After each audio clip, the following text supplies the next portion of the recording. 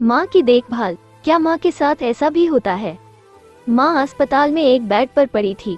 अस्पताल के बरामदे में उसके 2 बेटे और एक बेटी चिंता में टहल रहे थे।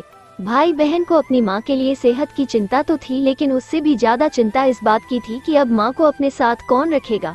जब तक माँ स्वस्थ थी वो इन तीनों से अलग अपने पुराने घर में रहती थी, लेकिन अब ऐसा करना खतरे से खाली नहीं होता, और ऐसा करने से समाज में तीनों बेटे बेटियों का नाम भी खराब होता। लोग कहते कि देखो कैसी औलादें हैं। बीमार माता को अकेला रहने के लिए छोड़ दिया। 1 घंटे से बिना कोई बातचीत किए वो तीनों अपने अपने विचारों में खोए हुए थे।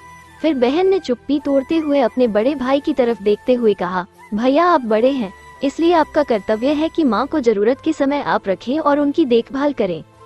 छोटी बहन की बात सुनकर बड़े भाई ने पहले अपनी पत्नी की ओर देखा और बोला, मैं इस बात से बिल्कुल इनकार नहीं करता कि बड़े होने के नाते मेरा माँ की देखभाल करने का कर्तव्य है, लेकिन तुम तो जानती ही हो कि मैं और तुम्हारी भाभी दोनों ही जॉब करते हैं।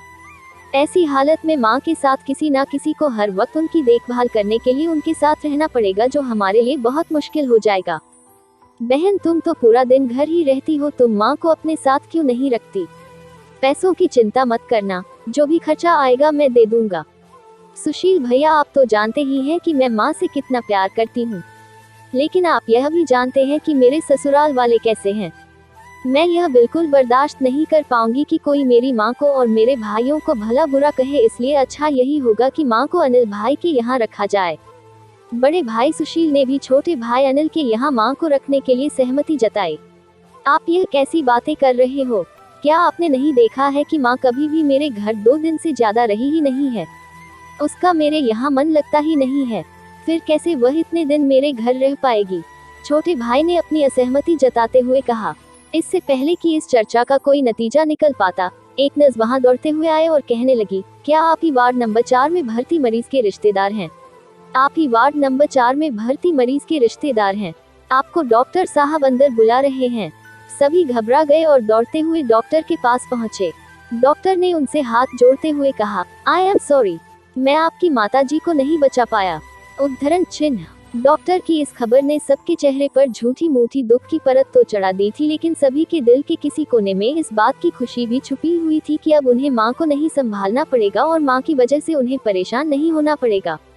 दोस्तों, छोटी सी यह इमोशनल कहानी ही समाज का सत्य है। यहाँ लोग ऊपर से जो दिखाते हैं वो अंदर से नहीं होते। जो माँ बाप अपने 4 बच्चों को बिना किसी शिकायत के बड़ी आसानी से संभाल पाते हैं, आगे चलकर जरूरत पड़ने पर यही 4 बच्चे मिलकर भी उन्हें नहीं संभाल पाते या नहीं संभालना चाहते। बच्चों को यह बात नहीं भूलनी चाहिए, जैसा वह बोएंगे वैसा ही तो काटेंगे। अगर आज वह अपने माँ बाप के साथ बुरा बर्ताव करते हैं, तो उन्हें यह याद रखना चाहिए कि उनके बच्चे भी बड़े होंगे और वह भी बूढ़े होंगे। जो उन्होंने अपने माँ बाप के साथ किया है, उनके बच्चे भी उनके साथ वही करेंगे।